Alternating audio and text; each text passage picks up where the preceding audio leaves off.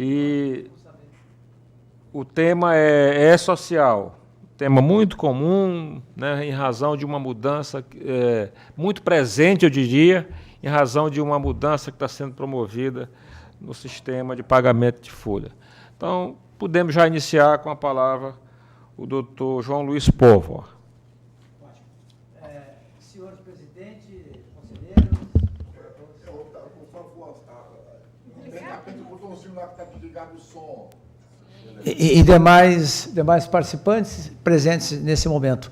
É uma honra muito grande estar aqui com vocês e poder realmente falar um pouco, um resumo desse sistema de controle, é uma obrigação tributária acessória e trabalhista, não só tributária, como também trabalhista. Eu estava conversando com o nosso secretário há pouco a respeito do E-Social, que esse é uma obrigação, é um sistema que originou pelo PAC, no Programa de Aceleração do Crescimento do nosso país. Então, não é algo de um governo, nem de um governo anterior ou de partidos, é algo de programa, é algo de Estado, efetivamente. Tem presente no Comitê Gestor do E-Social membros da Casa Civil, representantes da Casa Civil, do Ministério da Fazenda, através da Receita Federal do Brasil, Ministério do Trabalho, né, Previdência Social, e realmente eu comecei como auditor da Previdência Social e culminamos na auditoria da Receita Federal do Brasil, a partir de 2005, quando houve a fusão das receitas, e tem dentro do comitê gestor colegas meus do trabalho, já de vários trabalhos em diligências fiscais, vários colegas meus da Receita Federal, de Porto Alegre, onde eu resido, e de outros estados. E como eu circulei muito, conheço realmente todos os participantes do comitê gestor pessoalmente. E a gente vem, desde quando me aposentei, tive a liberdade de poder participar, de poder ministrar treinamento, prestar consultoria. Então, eu tenho uma empresa de consultoria de treinamento, de diagnóstico de gestão, voltada à administração pública. O meu chão é a administração pública. Mais de 20 anos como auditor da Receita Federal, previdenciária e fiscal. Então, esse é a minha praia, né? A administração pública. Eu gosto demais. Então, é uma honra estar aqui, agradeço a vocês esse momento, esse espaço aberto. Nós estamos com os colegas da atividade meio desde segunda-feira à tarde, trabalhando, e hoje ainda retornamos à tarde, fazendo mais uma participação, para encerrar hoje, que eu embarco de madrugada para Porto Alegre. Bom, pessoal, mostrando, são só 30 slides, não vamos reter muito tempo também, ocupar vocês um tempo muito, muito grande. É bem rápido, mas a questão é dar a noção, o conhecimento sintético, o que é o E-Social, né?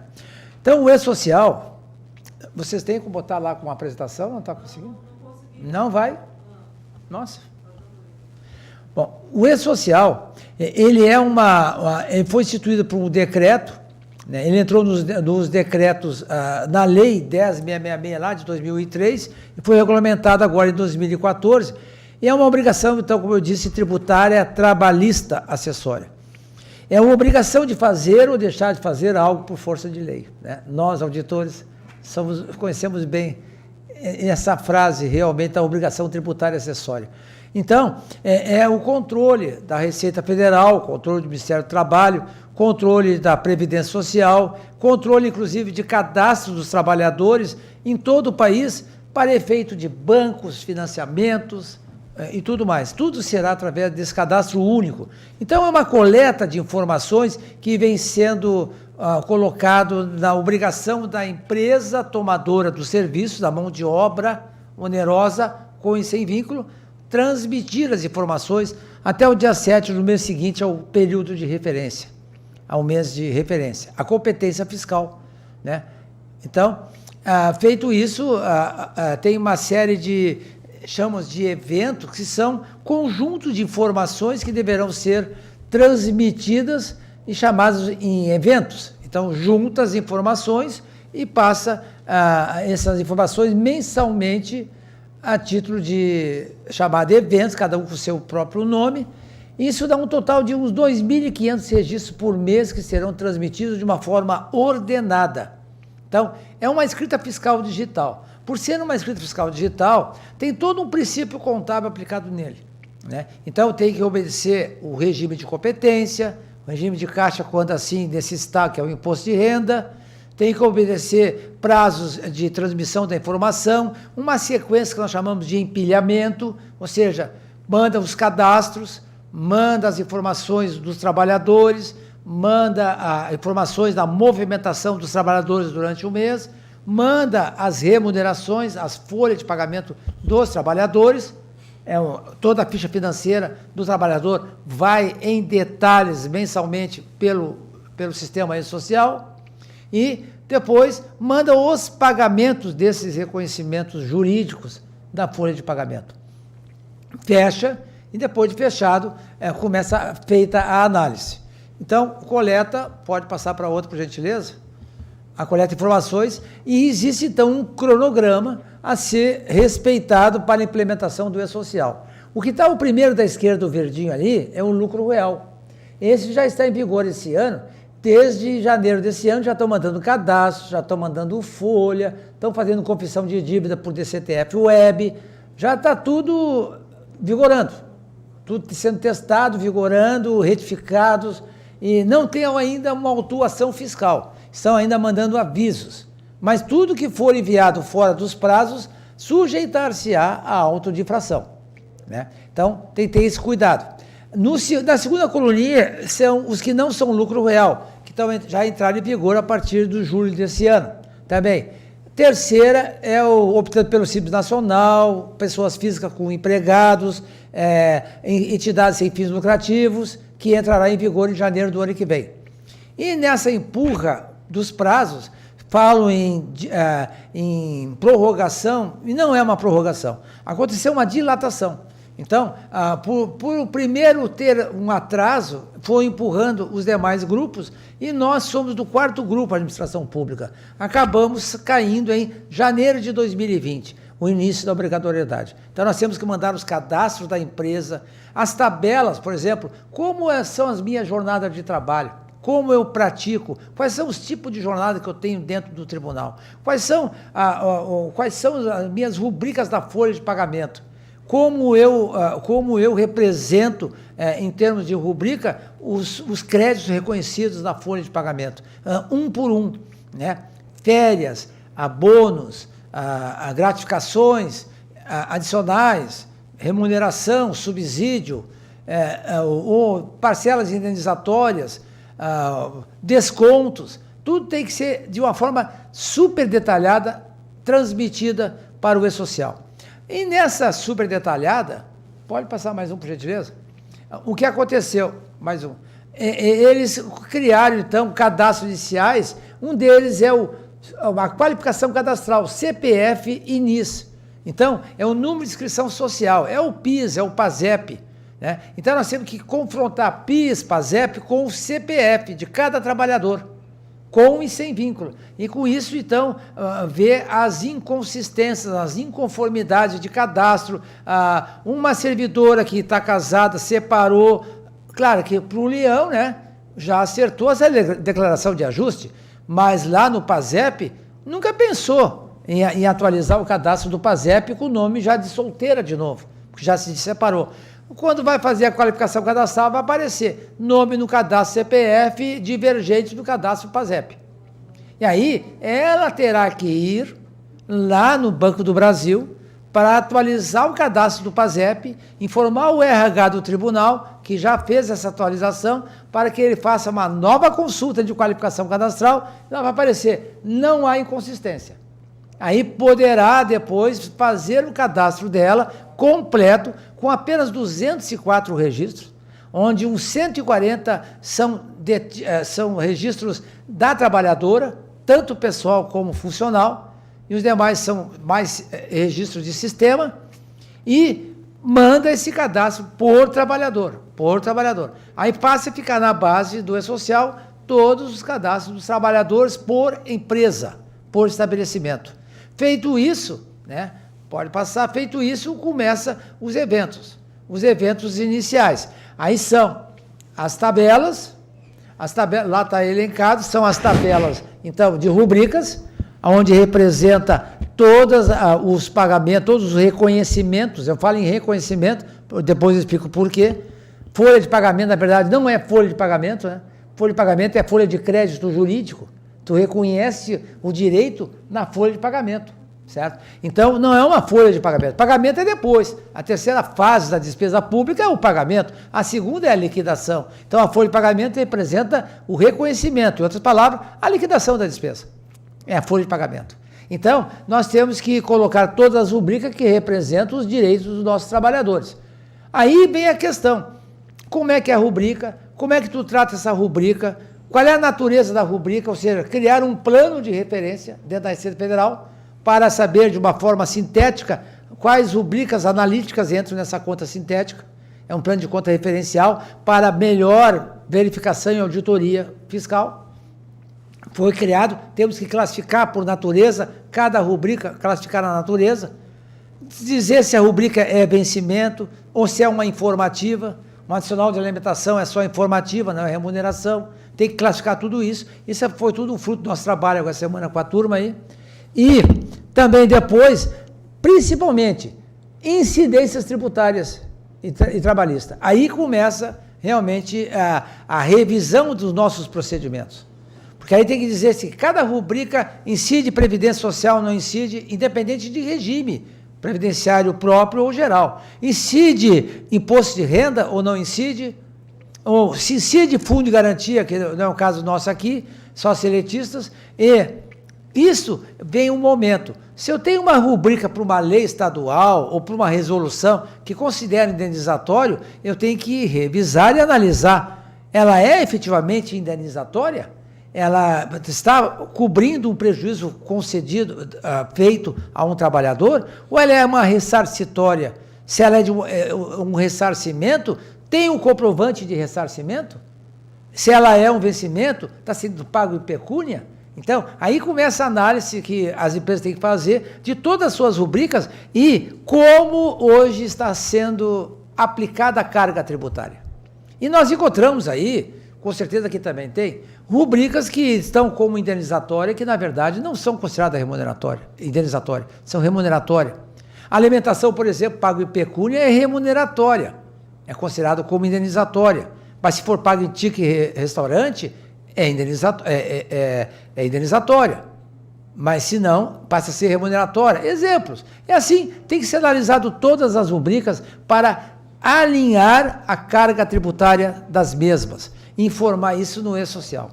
Então, eles vão ter uma situação como cada empresa está se portando, como está interpretando a legislação do modo, aos olhos da empresa. E eles vão verificar se isso efetivamente é aos olhos fiscais. Então, é uma obrigação tributária acessória. É de fazer ou deixar de fazer por força de lei para auxiliar os órgãos fiscalizadores nas suas análises e auditorias. É para isso mesmo, né? Então, nós temos que passar por essas tabelas, informar nossa lotação tributária, informar nossos horários, informar se tem processos judiciais administrativos, ou seja, é um Big Brother, gente, né? Um Big Brother tributário trabalhista que está sendo criado, o maior de todos. Ele vai eliminar DIRF, RAIS, GFIP, todas as obrigações tributárias acessórias de hoje serão todas paulatinamente, gradativamente. No momento que o fisco achar convencimento no E-Social, ele vai eliminando as outras demais obrigações tributárias acessórias. Então, vai haver uma redução de obrigações tributárias acessórias e vai haver, então, um compartimento que engloba todas as informações da empresa num único banco de dados. Tá? É uma mudança muito grande, muda muita cultura, principalmente da administração pública. Muda a questão de prazo a ser cumprido, o processo sobre Estado tem que ser muito bem analisado essa questão, muda muito que tem que ter obediência na competência e não no regime de caixa, é regime de competência, né? Cargos e comissões admitidos depois que a folha fechou, terá que entrar na mesma folha, fazer folha complementar. Por quê? Porque se entrou esse mês, prestou serviço esse mês, tem que informar com os arquivos de prestação de serviço deste mês. regime de competência, e não deixar para mês posterior, porque isso faz o quê? ACAL, né? Acréscimo legal, né? Postecipa o recolhimento das contribuições e do imposto de renda retido na fonte, de que forma? Deveria ser esse mês, passou a ser o mês que vem, porque a folha entrou só no outro mês. Então, tem que ser revisados os processos de admissão, ou fazer que a folha realmente abra dia 1º e feche dia 31, para que não haja, nada fique fora no mês de competência fiscal, que isso vai ser exigido, vai ser muito observado. Só o que é publicado por lei nesse mês, poderá aceitar nesse mês na folha retroativos de mês anterior. O que foi publicado aqui, o que foi publicado lá atrás, terá que obedecer cada mês da sua competência fiscal. Então, isso é o que o E-Social está trazendo. Pode passar. E aí, nós temos aqui a outra etapa dos eventos não periódicos. O que é eventos não periódicos? É o grupo de informações de afastamentos, todo afastamento do servidor, férias, doença, licença remunerada, não remunerada, qualquer afastamento terá que ser informado pontualmente, transmitido, gerado um arquivo e transmitido ao sistema do E-Social. Assim como também cadastro de trabalhador sem vínculo, alterações cadastrais, alterou o endereço, terá que o servidor ter consciência de informar, ou entrar via online, ou informar o RH, para gerar um arquivo de alteração do banco de dados do seu cadastro.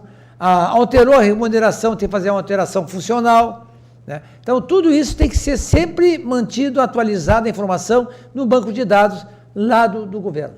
Tá? Essa obrigação, a previsão, é uma arrecadação de 30 bilhões ano. Então, veja só, não há governo que possa vir a pensar não, suspende o programa do E-Social, não tem como. São 30 bilhões ano na previsão de arrecadação, não só como a obrigação principal, como também obrigação acessória e penalidades também.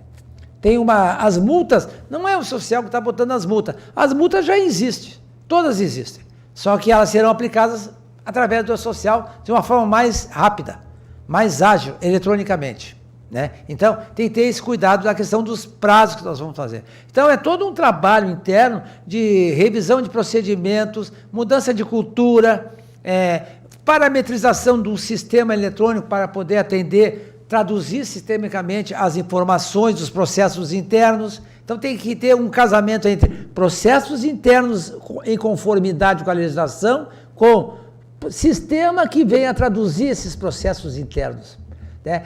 Os dois somados fazem extrair do sistema as informações para gerar o arquivo digital e transmitir via portal do E-Social.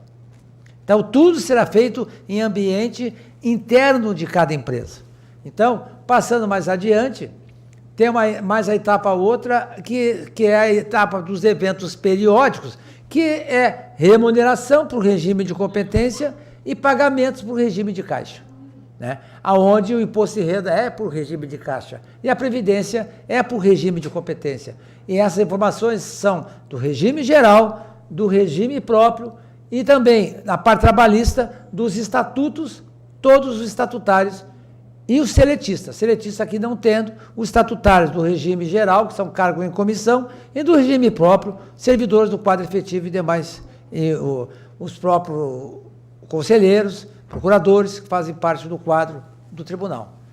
Então, feito isso aí, nós podemos também chamar atenção na questão, a transmissão pode ser transmitida dessa forma aqui, ó. Mais para frente, por gentileza. Primeiro, transmitir a identificação do empregador, as tabelas nossas do empregador, os eventos não periódicos e os eventos periódicos. São esses todos que nós falamos até agora, essas informações.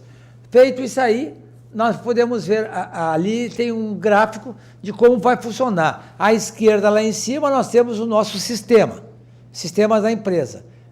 Indo para lá na parte superior, onde está azul, entre o laranja da esquerda e o azul, nós temos um ambiente onde vai gerar o arquivo dentro do tribunal.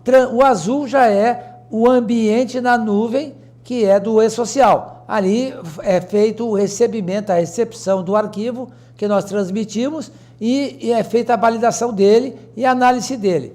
Vai para o lado de baixo e vai para auditorias fiscais. Ou então, contém alguma rejeição de arquivo com uma informação errônea, volta o arquivo para vocês, né? Para fazer uma nova geração de arquivo.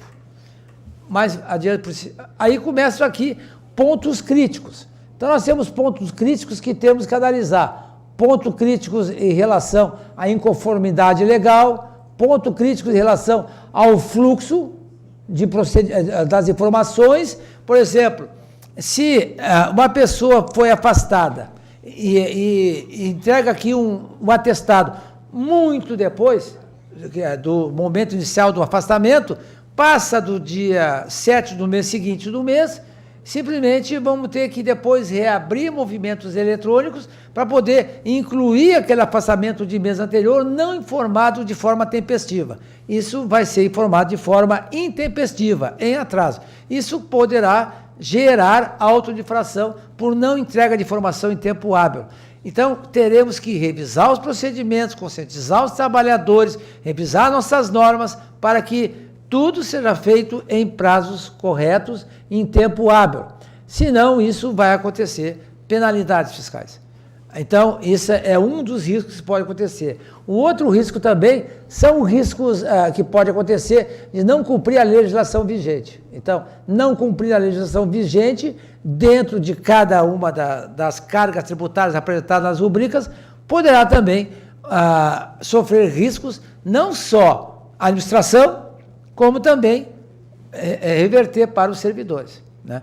Então, é aquela informação. O servidor tem que informar a administração da identificação de conformidades e apresentar as informações concretas, subsidiar a administração para a tomada de uma decisão correta para revisão de normas e aplicação da legislação corretamente. Tem que ser informado para poder fazer a revisão.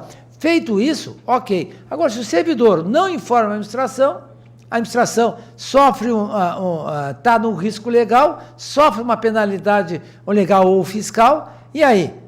De quem é a culpa, né? Tem que reverter para aquele servidor que ficou na inércia, não falou, não teve uma ação de passar para frente a informação para buscar uma correção preventiva. Aí acaba da correção sendo autuado. Então, pode até um servidor ter risco de pátio. Pode. Então, isso é muito importante. A gente sempre frisa muito que a responsabilidade não fica só no administrador, fica em todo o corpo. Desde quem pega, que trata a informação até a cúpula onde faz a autorização para alterações e mantém o afastamento do risco, né? Então, todos passam a ser responsáveis. Então, é um risco que está sendo levado. Uma outra parte muito importante é exatamente a segurança e saúde do trabalhador. Ocorreu pela Organização Internacional do Trabalho uma Convenção 155 em 2008. E essa convenção determina e foi ratificado pelo nosso país. Então, tem força de emenda constitucional, né? É vinculante, equivalente a uma emenda constitucional. Nós temos que obedecer como fosse a nossa Constituição Federal, porque foi ratificado pelo nosso país a Convenção 155. E lá fala que todos, como está no artigo 7º da Constituição, é direito do trabalhador ter segurança e saúde no trabalho. Portanto, a OIT diz que para atender o que a nossa própria Constituição fala, ele diz que é dever, então, de todos os países membros que ratificaram a Convenção, é dever desses países implementar de forma gradativa a segurança e saúde do trabalhador. Trabalhador nós somos também, né? Nós somos servidores públicos, nós somos, acima de tudo, trabalhadores perante a Constituição Federal. Portanto, é nosso direito e a nossa obrigação também conservar e atender a segurança e saúde do trabalhador. Aí o Ministério Público do Trabalho já baixou vários pareceres e várias normas e várias interpretações e vem dizendo que pelo direito de fazer prevalecer, ele vai exigir, sim, que todas as empresas, inclusive órgãos públicos, implementem a segurança e saúde do trabalhador. Portanto, nós teremos que obedecer normas regulamentadoras do trabalho em relação à segurança e saúde. Não necessariamente as NRs do Ministério do Trabalho, que são aquelas para seletistas. Podemos, por simetria, aplicá-las, mas aquilo que não fala em seletista, que fala em seletista, podemos tirar a palavra seletista, mas aplicar de forma por simetria essas normas, ou criarmos nós as nossas próprias normas. Isso vai levar a revermos questões de programas de riscos ambientais, programas de saúde ocupacional, exames periódicos obrigatórios, exames de admissão obrigatória, exames de retorno, exames de demissão obrigatório, porque tudo isso, além de manter a saúde do trabalhador, também mantém a nossa segurança de afastar de risco de autuações fiscais trabalhistas e dar para nós a segurança que temos trabalhadores aqui, servidores, com saúde trabalhando. E não estamos pagando remuneração para servidores doentes em casa ou em hospitais. Então, é melhor termos servidores produtivos do que servidores doentes afastados. Quer dizer, estamos pagando igual, né? Eu sempre brinco, o Tribunal de Contas do Estado não vai gostar disso. Dinheiro público sendo pago, né, dessa forma e sem ter um preventivo de afastar doença. E nós estamos dentro do Tribunal de Contas do Estado, mas eu sempre brinco em outros lugares, o Tribunal de Contas do Estado não vai gostar disso. Claro que não, pode ser apontado isso, pode ser apontado, sem dúvida nenhuma. Pode ser até feito representação, né, em relação à parte fiscal trabalhista. Então, isso é uma coisa muito importante, aonde é o ponto mais impactante hoje da administração pública, é a reorganização ou organização da área de saúde, né? A maioria dos órgãos públicos não estão praticando, com certeza, como deveriam praticar o controle e a segurança da saúde dos trabalhadores. Terá que ser feito isso, e esses são eventos, informações, que irão somente em janeiro de 2021, a transmissão deles, a transmissão do evento, mas a obrigação de cumprir isso é desde quando? Por ali, 2009. Desde 2009, porque foi ratificado em 2008, a Convenção 155 da OIT, pelo nosso país. Pode passar mais, por gentileza? Aí vem mais outros riscos também, de adequações de sistemas e de contabilização. Nós temos que, então, buscar adequação do sistema.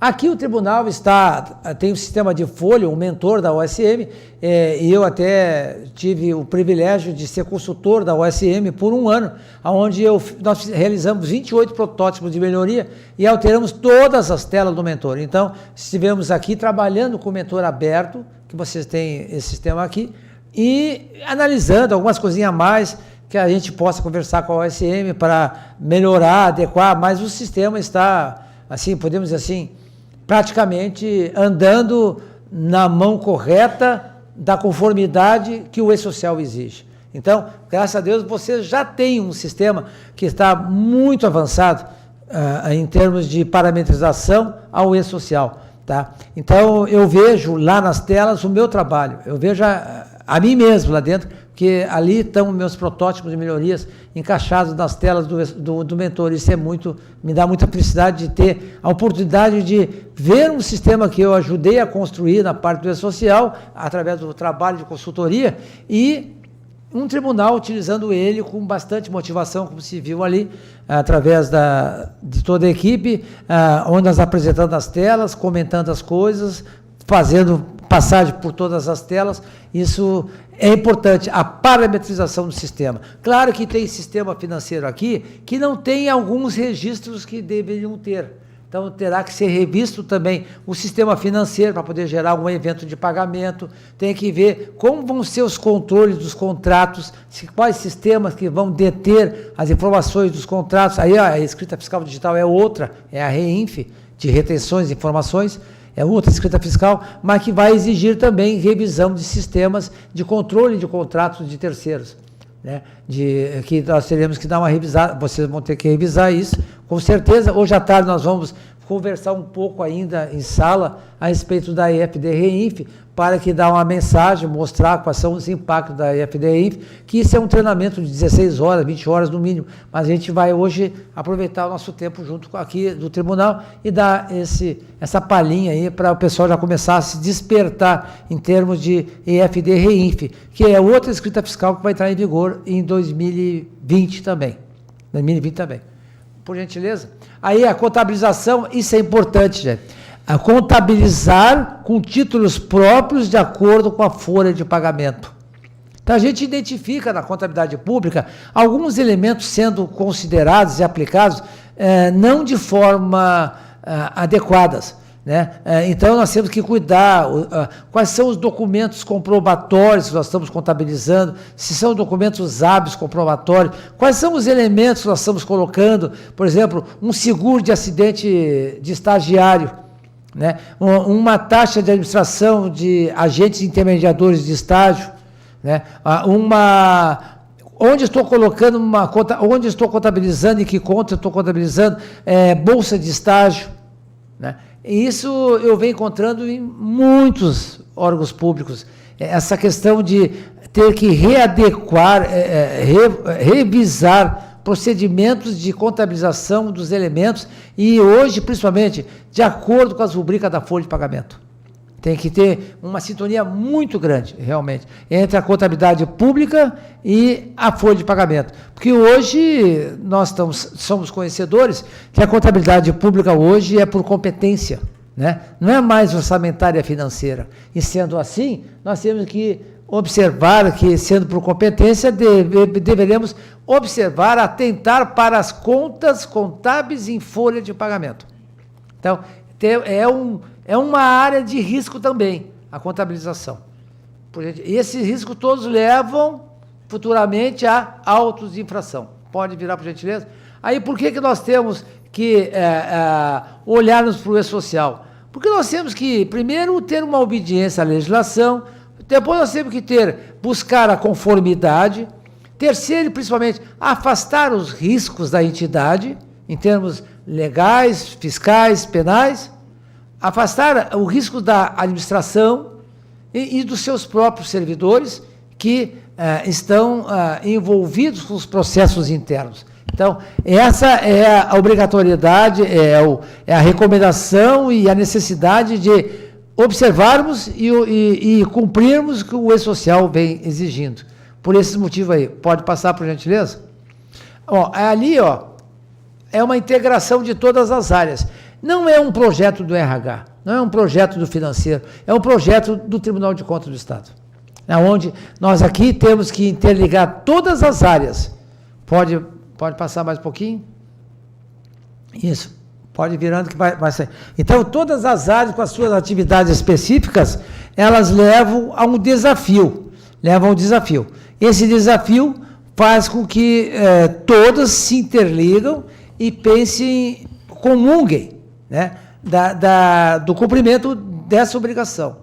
Todos juntos trabalhar para, se não é da minha área essa atividade, de quem é? É da saúde. Então eu vou lá na saúde e eu vou dar informação. Se essa atividade de informação não é do financeiro, é do RH, mas está no financeiro, vamos fazer uma reunião conjunta, diárias. Olha, isso aqui ficaria melhor lá.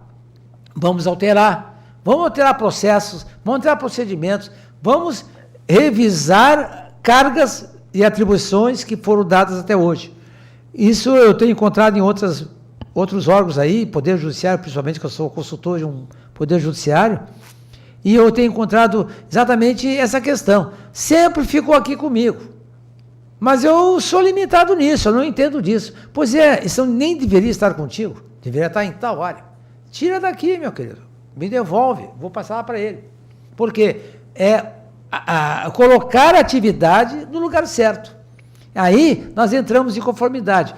Ou então, treinar a pessoa para fazer aquela atividade. Ou seja, interligação de áreas. Sem essa interligação e sem a autorização, a aprovação da administração, não sai nada do E-Social. Vai então continuar ainda o que está inconforme, continuará inconforme. Então, nós teremos que ter essa união, é isso que pede, que apresenta no E-Social. Um pouquinho mais para frente, ali tem 2 tabelas, que daqui eu não consigo ler todas, mas essas são tabelas de multas. Tá? Essas multas estão ali, por entrega em atraso, por transmissão com atraso da informação, ou não completa a informação, ou seja, não informar um afastamento, mesmo as férias do trabalhador, do servidor, qualquer inconformidade, ou qualquer deixar de fazer ou fazer o que não é disposto por lei, levará a penalidades, a autuações fiscais. Essas multas não são dispostas pelo E-Social. Essas multas já existem na área trabalhista, na área previdenciária e na área fiscal. Então, são multas por qualquer inconsistência, inconformidade que possa acontecer. Claro que no início não vai sair botando multa em cima de multa, não é isso. Mas vão começar a mandar avisos. E depois que tiver bem implementado o E-Social, as multas vão entrar em vigor eletronicamente. Então, isso é que o pessoal vem falando. E aí, o que nós precisamos, as soluções, é exatamente manter o quê? A conscientização dos trabalhadores, manter também, não ficar na inércia, tomar atitudes de todos os níveis, tomando atitude, revisar os procedimentos, observar o que a lei determina. Se uma lei estadual está legislando para uma lei federal, temos que propor alteração da lei estadual. Né? Por exemplo, tributo, não se aplica a legislação de tributo em lei estadual, se aplica por lei federal. A Constituição Federal diz isso. É competência da União legislar tributos. Então, eu não posso colocar como uma verba indenizatória numa lei estadual se a lei federal diz que aquela rubrica não é uma verba indenizatória, é remuneratória. Então, a lei estadual não tem competência para isso. Tá? Então, é legal, mas é inconstitucional. Então, nós temos algumas leis estaduais que são legais, sem dúvida nenhuma, mas são inconstitucionais. Então, a gente encontra muito disso. Por exemplo, eu dou um exemplo para vocês bem claro, gratificação de produtividade. Gratificação de produtividade vem pela produção, vem pelo trabalho. Se é pelo trabalho, é remuneratório. É pelo serviço prestado, é remuneratório. Aí nós temos algumas leis estaduais aí que dizem que gratificação de produtividade é indenizatório. Não é, mas está na lei. Então temos que fazer um esforço de mudança de lei. Mudança de lei.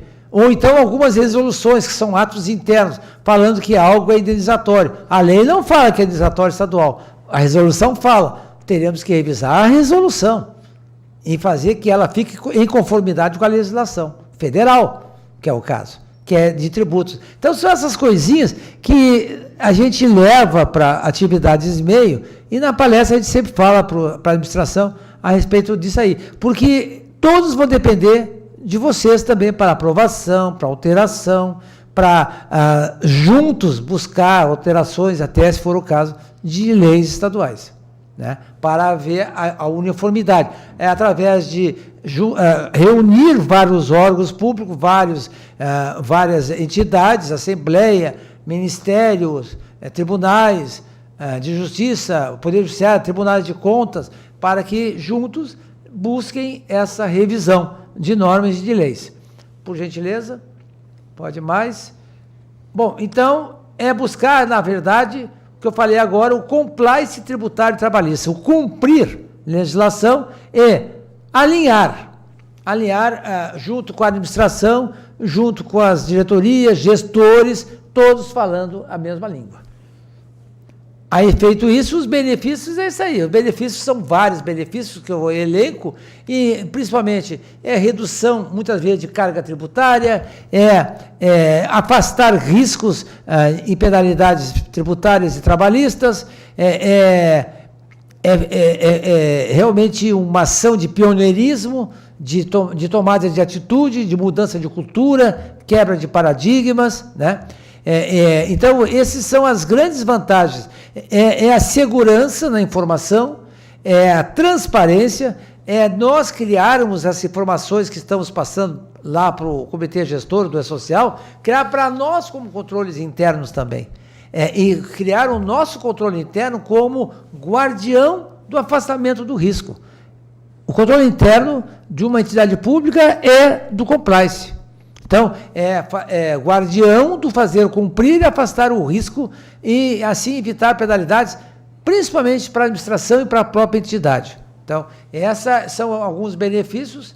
E aí, é importante o aval, então, dos gestores e administração, acompanhamento também das áreas de riscos, auditoria, controle interno, jurídico também, principalmente jurídico, né? E a interação funcional entre as áreas, né? Isso é importante. E ali, então, nós temos algumas etapas de proposições a serem cumpridas e que isso já vem uma recomendação de nossas empresas como consultoria e também como comitê gestor, iniciarmos com alinhamento, treinamento, mostrando aos servidores. Segundo, fazer essa palestra administradores, onde a gente leva a informação, o que é o E-Social efetivamente, o que a turma vai começar a trabalhar bastante agora nisso. Terceiro, identificar, fazer um mapeamento de como está a situação atual da entidade, um diagnóstico de gestão, como eu procedo dessa forma ou daquela forma, como é que eu aplico o cargo, a parte de cargos de carreiras públicas, como é que eu aplico as cargas tributárias em termos de rubricas, como é que são meus procedimentos de benefícios concedidos, o fluxo documental, quanto tempo leva para chegar um documento, tem que reduzir o prazo para poder enviar na data certa. Então, essa parte faz um diagnóstico, identifica as inconformidades, cria-se subprojetos e depois tu desenvolve subprojetos. Então, esse é um trabalho completo de conformidade voltado a um atendimento de uma escrita fiscal digital que dá uma transparência da mão de obra com e sem vínculo de cada órgão público, certo?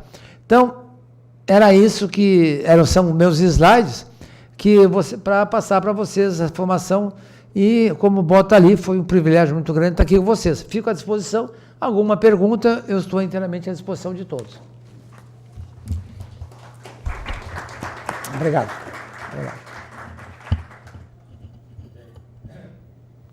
Nós é que agradecemos a profícua palestra proferida pelo Dr. João Luiz Póvoa, e eu não sei se alguém teria interesse, fazer algum questionamento, tirar alguma dúvida. Quem o quiser pode usar o púlpito, inclusive, né? Eu gostaria de fazer uma indagação para tirar uma dúvida. Uma empresa ou órgão público que subcontrate a mão de obra, certo? Outra empresa para nos prestar a mão de obra. Nós temos a obrigação também de fazer essa informação desta mão de obra, essa checagem, só não junto à empresa, mas também fazer essa informação ao E-Social? Ótima pergunta. Veja só, cada empresa, né, vai ser obrigado a cumprir o E-Social. Então, a empresa terceirizada, a empresa que é contratada por vocês para a limpeza, né, ela tem seus trabalhadores. Ela vai realizar o seu E-Social, vai transmitir para o E-Social as informações e vai cadastrar e vai mandar todas as informações de remuneração dos seus trabalhadores. Nós, como tomadores de serviço, vamos conseguir ter acesso... Só desculpa aqui, que está esquentando isso aqui, é por isso. Estava ligado no negócio, começa a esquentar. Nós vamos ter acesso via esse portal do E-Social com certificação digital ao E-Social deles.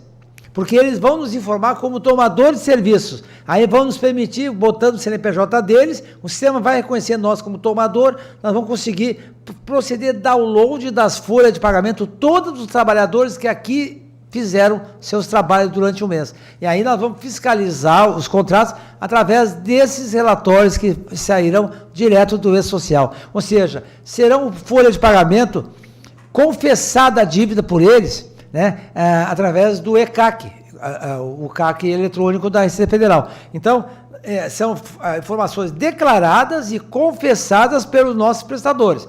Quando nós receber, já está sacramentado. Aí nós vamos receber essa informação e vamos fiscalizar. Hoje se fiscaliza através da GFIP, aquela guia de informação previdenciária e do Fundo de Garantia. Futuramente será através de relatórios extraídos do próprio portal do E-Social. Então nós teremos esse controle. quanto eles pagaram, quem estava aqui trabalhando, como eles declararam, né? Se estão em dia com as obrigações fiscais ou não. Tudo isso virá para nós a informação via e-social. Aí agiliza a fiscalização, agiliza o atesto, que é a liquidação do serviço, para encaminhamento do pagamento. E com mais segurança. Mais segurança para nós. Muito obrigado. Já que nós estamos sendo transmitidos ao vivo no canal do YouTube, aproveite aí o púlpito para que faça registrado aí fique registrada a sua pergunta. Tá, eu me chamo Bruno, eu sou secretário do Controle Externo e me interessa o E-Social saber se das prefeituras, dos órgãos jurisdicionados do tribunal, nós vamos ter acesso, né, ao E-Social das prefeituras. Então, a gente está lançando agora um sistema, né, de auditoria de folhas de pagamento. Com o E-Social, se a gente tiver acesso ao E-Social das prefeituras, praticamente a gente poderia bater com o nosso sistema também. Então, enfim, eu queria saber se os órgãos de controle, ou se isso será aberto para toda a população, entrar nos sites das prefeituras ou no E-Social das prefeituras e ver quem é que está trabalhando, para quem está pagando. Ótimo, Bruno. Exatamente a ideia do Comitê Gestor do E-Social é permitir que os tribunais de contas de Estado e de municípios, né, tenham acesso através de convênio. É permitir isso, exatamente isso aí. Porque a gente sabe que muitos, tem, aqui vocês também, mas tem alguns tribunais que já estão, até tem tribunais, lá na Bahia, por exemplo, o Tribunal de Contas do Estado da Bahia tem um sistema que lá numa prefeitura no sul da Bahia, o auditor fiscal da Receita chegou lá, nem pediu um arquivo digital da folha de pagamento, que é um antigo arquivo, porque baixou o arquivo do Tribunal de Contas do Estado da Bahia, né, cruzou com a GFIP, né, e identificou várias inconformidades fiscais. Chegou lá na prefeitura, direto dizendo, olha, vocês estão devendo isso, isso, isso, isso. Pô, mas o senhor pegou tudo isso através de quê? Eu cruzei o Tribunal de Contas do Estado de vocês com minha GFIP. Então, quer dizer, a Receita Federal já está fazendo isso.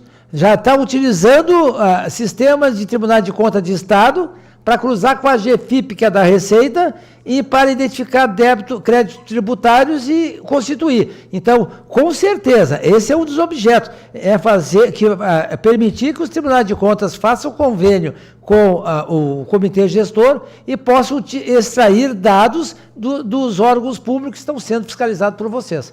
Essa é a ideia, com certeza vai conseguir sim. O inverso já está acontecendo. Né? Com certeza. Isso vai ser maravilhoso, porque tu pode cruzar com o teu sistema ou nem utilizar sistemas, utilizar o próprio E-Social, que tem tudo, na folha.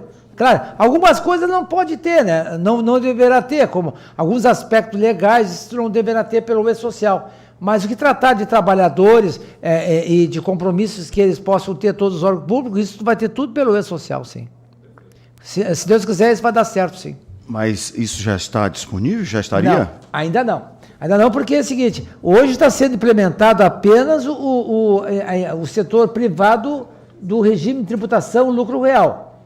A partir desse mês começa a entrar o que não é lucro real.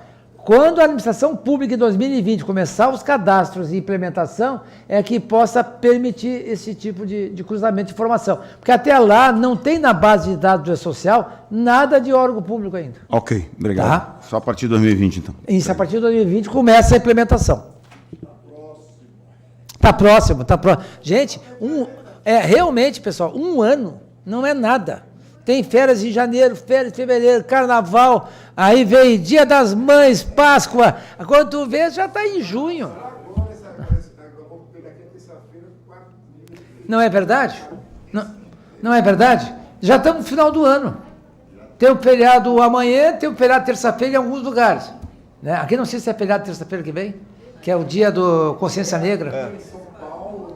Aqui é também. Aqui em São Paulo, Rio de Janeiro, Brasília... Salvador, Bahia também, lógico.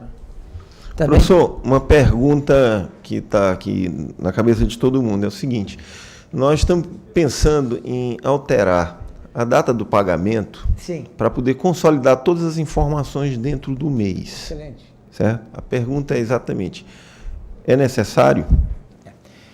E o E-Social, porque o senhor falou na data de 7, como data 7 do mês, para enviar do mês seguinte, todas as informações. Isto. Então é assim, ó, se tu fecha a folha dia 20, como hoje, né, tu vai ter que, qualquer evento que aconteça após dia 20 até o dia 31, uma admissão de um cara em comissão, ou uma falta, ou um afastamento qualquer, ou uma hora extra, né, isso terá que ser informado no mês do serviço prestado, no mês de referência. Então, como é regime de competência para fim de previdência, é no mês que compete e que aconteceu. Então, se tu fechar dia 20 e transmitir dia 7 no mês seguinte, tu tem que, ainda antes de transmitir, aguardar qualquer outro tipo de evento que venha alterar bases de cálculo, ou seja, fato gerador previdenciário, né? Então, uma hora extra, a falta. Se faltou dia 25, dia 26, tu vai descontar no mês seguinte, o que vai acontecer? Tu vai oferecer a tributação esse mês, uma base maior para fim de retenção de imposto de renda também, e de previdência social também. Tu vai ter uma base maior.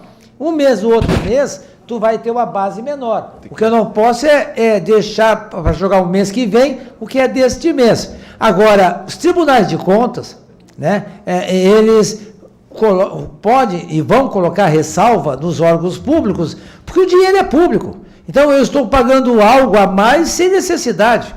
Então, o meu controle tem que fazer que eu pague efetivamente, eu conheça efetivamente aquilo que é de direito dos meus trabalhadores, e não a mais. Então, se ele faltou, ele não tem direito a receber. Se eu deixei para descontar no mês que vem, eu já usei uma dotação orçamentária maior para pagar algo que eu não precisava pagar. Sim.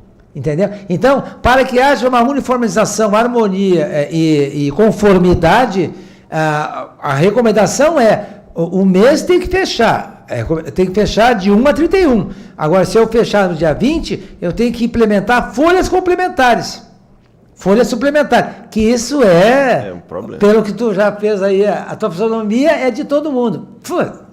É bomba, é complicação, mas é o caminho. Então, mudem.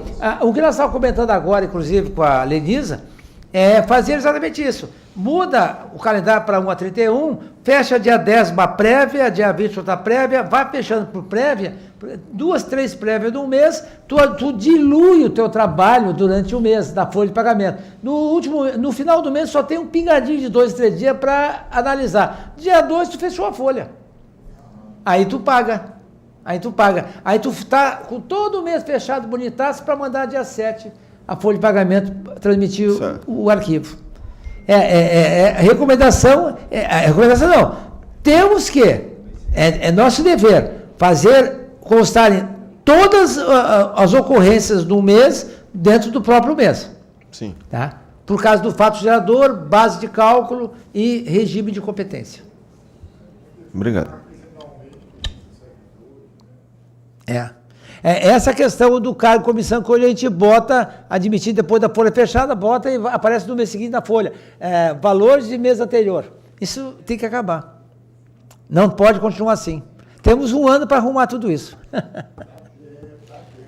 Dá tempo sim, gente. Dá tempo. Doutor João Luiz, enquanto o senhor falava da questão de alteração de data de pagamento, eu estava me lembrando que no âmbito do Poder Judiciário, no âmbito do Ministério Público, do Poder Legislativo e também dos Tribunais de Contas, existe um costume antigo, né, de que o pagamento é feito entre o dia 20 e o dia 30. Né? É claro que isso vai causar um impacto. Né? Vai. As pessoas se programam, vencimento de cartão de crédito, vencimento de obrigações. Correto. E, assim, será que não haverá uma reação? Como é que essa coisa está sendo administrada? Eu tenho um exemplo muito legal de um Tribunal de Contas de Estado, que ele fez o seguinte, ele mudou a forma já, fechar de 1 a 31, e ele fez assim, ele sempre pagou dia 20. Ele não deixou de pagar dia 20. Ele não... Não, o que ele fez? Ele deu, dia 20, ele dá um adiantamento. Ele pagava 70% do líquido do teu contra-cheque, 70%. Então, ele paga 70% do bruto no dia 20 como adiantamento. Ninguém sentiu nada, tá? Porque continua recebendo na folha dele dia 20 na sua conta corrente. Um valor parecido com o que ele sempre recebeu, 100 a mais, 100 a menos, mas está recebendo aquele 70%. E aí ele está tratando a folha dessa forma, dia 10, dia 20, dia 30 ele fecha a folha. Quando ele fecha a folha dia 30, já deu um adiantamento dia 20, dia 30 ele fecha a folha. Aí até o dia 5 do mês que vem, ele paga a diferença. Se tiver algo que pagou a mais, ele desconta no mês seguinte o pagamento, como valor pago a maior em mês anterior. É uma rubrica que ele criou, valor pago a maior. Esse valor pago a maior não reflete em carga tributária, não vai dar quase nunca esse ajuste de pago a maior, pago a menor, e aí ninguém sentiu no bolso deixar de receber quando ele estava acostumado a receber.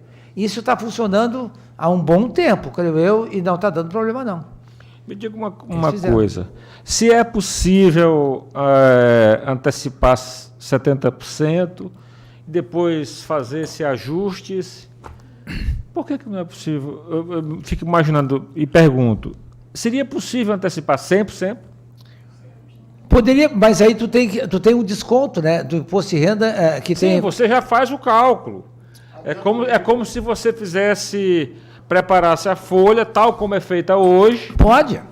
Não, você faz manter... a folha. Pode. Você faz a folha tal como é feita hoje. Sim. E no início do mês seguinte você faz os ajustes. Pode, mas é uma folha complementar, né? É uma folha complementar. Sim, eu tenho a impressão que em termos de serviço, de trabalho, para o setor que trabalha com folha, vai ser o mesmo. Não há problema nenhum, mas só que a folha complementar é que a gente vê que o pessoal faz uma cara diferente quando fala em folha complementar. É porque tu tem que rodar. Mas nesse caso não é uma folha, fazendo-se o adiantamento, não. Depois o ajuste. Não, é assim, o adiantamento informa ao financeiro quanto bota em cada conta. Aí sai na folha do cara no final do mês, adiantamento de tanto. Sai uma rubrica de desconto por adiantamento, só isso, é uma rubrica de desconto. A folha fecha só no dia 31, com uma rubrica de adiantamento do dia 20. Manda uma lista para o financeiro, eles fazem um adiantamento da conta do trabalhador. Porque se tu fechar a folha dia 20 e deixar os eventos depois do dia 20, no dia 31, fora da folha, tu está omitindo, praticamente, poderá, base de cálculo, fato gerador ocorrido, uma hora extra ou uma admissão depois da folha fechada, vai entrar só no mês seguinte, tu está postergando o recolhimento das contribuições previdenciárias. Uma última pergunta. Essa questão. Esse adiantamento feito, não poderia ser com base na folha anterior e depois se faz... Poderia, à vontade. Pode. Em vez de fazer 70%... Nenhum problema. Você adianta que foi pago... O líquido do mês passado. Do mês passado. Sem dúvida nenhuma. O critério, o parâmetro que vai ser aplicado é de acordo com a realidade de cada entidade. Porque fazer a folha do mês passado não tem trabalho nenhum, já está feita. Perfeito, pega, se não houve nenhuma anomalia lá, ou se um desconto maior, algo fora da regra normal, o líquido do mês passado vai ser igual desse mês. Né? Sem nenhum problema. Agora, se mudou, houve lá o mês passado um acréscimo que não vai ter esse mês, pode dar uma distorção, né? Então, pode acontecer isso. Então, pode sim, sem nenhum problema. Agora, o que não deve, e isso vai distorcer os fatos geradores de base de cálculo, é deixar fora do mês de referência o que é fato gerador de base de cálculo tributário. Não, isso vai para o ajuste, né? Sim. Mas esse adiantamento, o critério de fazer quanto é de adiantamento, pode ter, mas que pode não prejudicar o servidor, que ele está acostumado com o senhor disse agora. Pô, se o meu cartão vence dia 25, eu estou acostumado a receber dia 20, faço minhas contas tudo para o dia 25. Aí eu vou receber dia 5 do outro mês, lasquei-me, né? Aí eu estou ruim, né? Eu vou ficar ruim na praça, né? Então, não. Então, alinha isso. Pode sim, senhor. Pode fazer. Deixa a folha aberta, faz o adiantamento na previsão do mês anterior, líquido do mês anterior. Agora, aquilo que o mês anterior puxou para cima o líquido, se desconsidera para fazer o adiantamento, sem nenhum problema. Eu estou percebendo que a minha pergunta está gerando um certo desconforto num certo núcleo da plateia, e eu gostaria que o desconforto fosse exposto para que ela...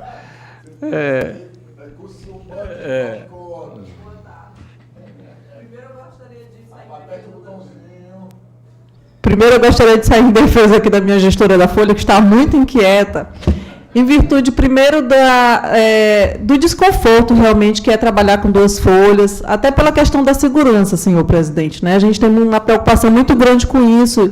E uma folha consolidando todas as informações, a gente acha bem mais seguro, juridicamente falando, né?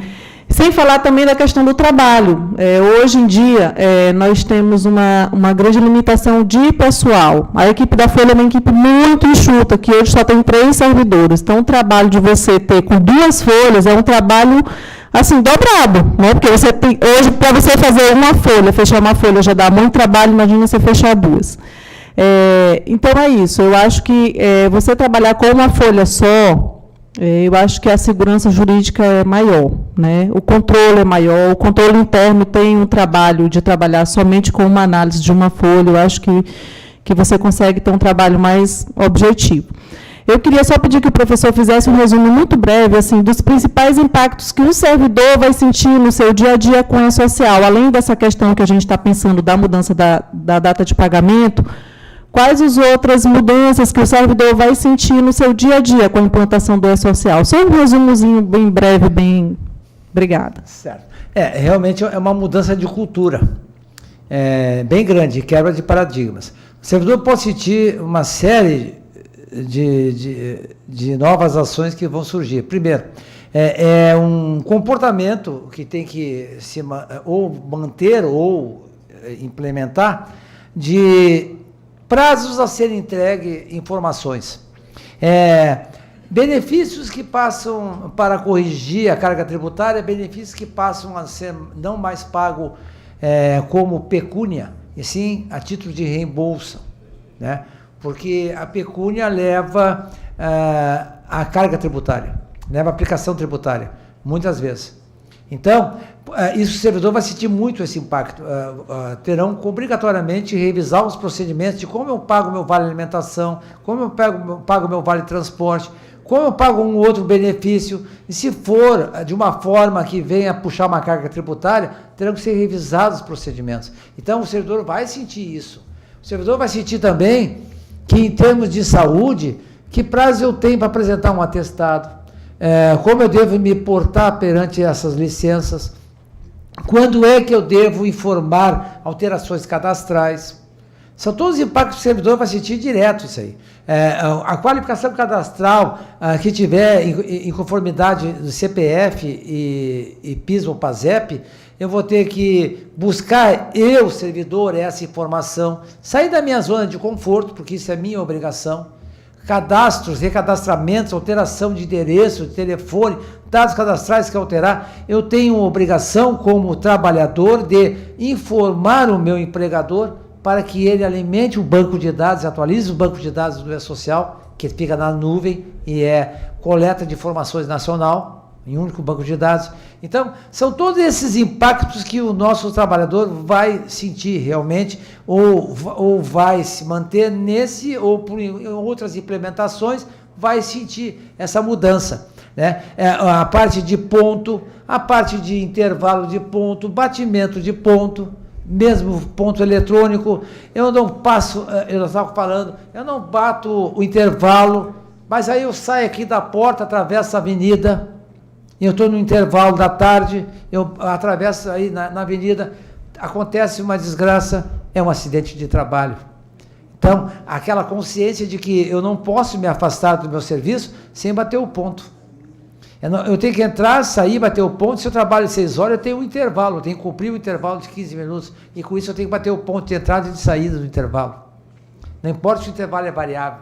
Se eu trabalho de manhã e de tarde, tem que bater o meu ponto para almoçar e voltar a bater de novo. Então, são todas as mudanças que vão acontecer e que normalmente a administração pública é um pouco mais tranquila nesse sentido e não vai ser mais tão tranquila assim. Terá que olhar as regras e cumprir as regras e fazer que o servidor tenha consciência para o cumprimento dessas regras.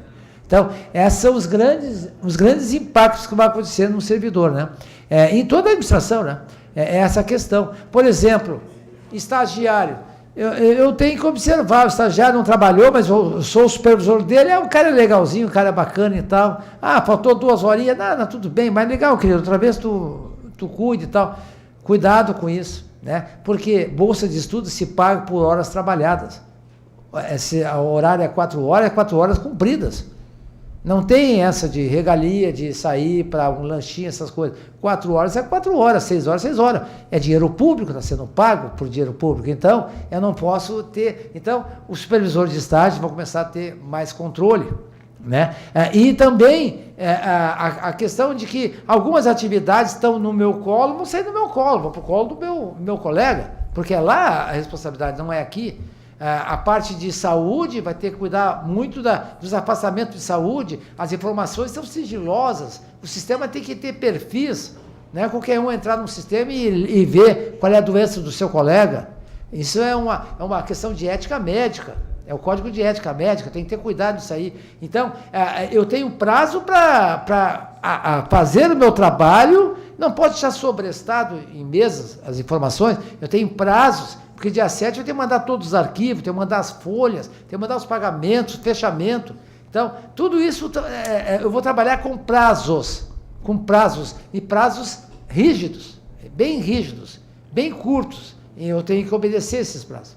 Então, esses são os maiores impactos que um servidor vai ter, com certeza, né? Ou vai manter o que já está fazendo hoje. Muitas vezes, tomara a Deus, já só vai manter. Agora, se não mantém assim, vai ter que fazer assim, vai ter que implementar assim. Então, isso vai emanar uma série de normas, de procedimentos internos, revisão de normas e resoluções, onde a administração tem que aprovar, tem que publicar e tem que fazer, cumpra-se, tem que fazer o compliance, né? Cumprir. Então, é isso que vai afetar o nosso trabalho. Mas isso é o início. Depois, né? Nós vamos ver que isso vai ser saudável para nós, né? Vamos trabalhar tudo numa tranquilidade, tudo na conformidade, tudo na segurança. O importante é isso. No serviço público eu vejo isso, eu tive 22 anos de serviço público. Nós vamos ter que manter ou cumprir assim, fazer sabendo o que eu estou fazendo. Não é mais, sempre foi feito assim, muitas vezes a gente ouve isso aí, não. Mas sempre foi feito assim. Não, nós temos que aprender que eu faço e eu sei porque eu faço. Eu tenho que saber o que eu estou fazendo, ter certeza que eu estou fazendo e isso é o correto. Se não é o correto, eu tenho que ir ao controle interno, eu tenho que ir à auditoria, eu tenho que ir ao meu chefe e não ficar na inércia, tomar uma atitude. Olha, isso está errado. Olha, não é assim. Vamos consultar o jurídico? Vamos. Vamos consultar o controle interno? Vamos. Tomar uma ação, um pé na frente, e fazer o correto e saber o que estou fazendo. Nós temos que treinar todo mundo, saber o que está fazendo. Nada mais é como robô, nada mais é como sempre foi feito assim. Isso é uma cultura que muda muito na pública, gente, né? Muda na pública. Eu estou 20 anos sentado fazendo o mesmo trabalho. Mas hoje não é assim. Mas eu sempre fiz assim. Ou então, isso aqui, como a gente ouve assim, às vezes, eu estou aqui na sala, professor, não sei o que eu estou fazendo aqui, porque isso não me interessa. Eu sou da área lá, que eu elaboro o contrato. O que eu quero saber de controle de pessoal se eu elaboro o contrato? Mas, minha querida, eu respondo sempre assim, minha querida, quanto tempo está de serviço público? Eu estou aqui 5 anos. Tu pensa te aposentar sempre nesse mesmo serviço ou tu tem uma ambição de conhecer algo diferente da tua casa? Pode ser, né? Então, fica aí, querido. Quem sabe amanhã surge uma oportunidade lá no RH e tu vai trabalhar lá. Não perder essa oportunidade hoje de ouvir aqui, fica aqui. Aí eles ficam. Aí depois, no final, pô, não é que eu tirei proveito mesmo? Gostei. Tem coisa legal. Eu acho que vou pedir uma vaga lá no RH para mim. Pois é, tá vendo? Quer dizer, o servidor público não é grudado naquela atividade que ele entrou. Ele pode mudar, né? Ele pode trabalhar em outros lugares, né? Eu, graças a Deus, na Receita Federal, eu tive uma alegria. Nos meus 22 anos, eu viajava o Brasil todo, dava treinamento, aprendi tudo que é sistema, aprendi o PIAF, depois fui para o Aldige, tudo isso eu aprendi. Né? Criamos uma NAD, criamos meu grupo, criou a GFIP, meu grupo começou no E-Social. Quer dizer, pô, eu tenho a minha presença em certas coisas, me orgulha isso. Né? Eu nunca fiquei auditor. Eu tenho colegas nossos que são auditores. O que tu faz depois de aposentado? Nada. Nem quero saber de fazer alguma coisa. Pô, mas tu não pensa, tu passou 30 anos na auditoria fiscal, hoje tu não faz nada. Nem quero saber de nada. Nem vou visitar a Receita Federal. Não visito meus ex-colegas. Pô, que é isso, cara? Então, são pessoas que passaram a vida toda dentro de uma repartição pública. E como eles entraram, eles saíram de costa, né? Entraram e saíram de costa. Ninguém viu eles passar, pô. Passaram em brancas nuvens. Seja bem-vindo, volte sempre. Foram embora. É chato isso, né? Então, é isso que é o impacto que vai dar no servidor público e os benefícios são esses. Eles vão ter oportunidades, muitas oportunidades. Eles vão ter a segurança do que estão fazendo. Eles vão ter a tranquilidade de dormir e acordar e sabendo, não tem nenhuma sindicância em cima de mim, não terei sindicância, eu faço certo, não terei um PAD para me incomodar, eu faço certo, eu sou um servidor, eu represento o serviço público, é outra coisa, sabe? É se orgulhar de ser servidor, né? Isso é bonito. Muito bem. Mais alguma observação? Sem mais nenhuma observação, nós queremos agradecer bem novamente, mais uma vez, ao doutor João Luiz Póvoa e dizer que foi muito enriquecedor as informações. Né? Acho que todos nós estamos saindo daqui hoje com uma visão bem mais ampla. Né? Quem está à frente da gerência, no meu caso, muito se ouve falar no E-Social. Exatamente. Mas não se tinha dimensão, não se tinha o conhecimento daquilo que é o E-Social. E hoje eu acredito que nós estamos saindo daqui todos com aquelas informações básicas e necessárias. Perfeito. E com possibilidade de crescermos mais ainda a partir das suas informações. A sua fala não foi transmitida ao vivo, eu já tenho o ponto eletrônico aqui já me informou, mas está sendo gravada e vai ser colocada no YouTube para que alguém que por acaso perdeu possa depois acompanhar a sua fala, que foi muito proveitosa. Então, em nome do tribunal, em nome de todos, eu quero agradecer e declarar encerrada o nosso encontro. Muito obrigado a todos. Obrigado, presidente. Obrigado, conselheiros, a todos pelo privilégio de me conceder esses minutos para conversar com vocês. Muito obrigado.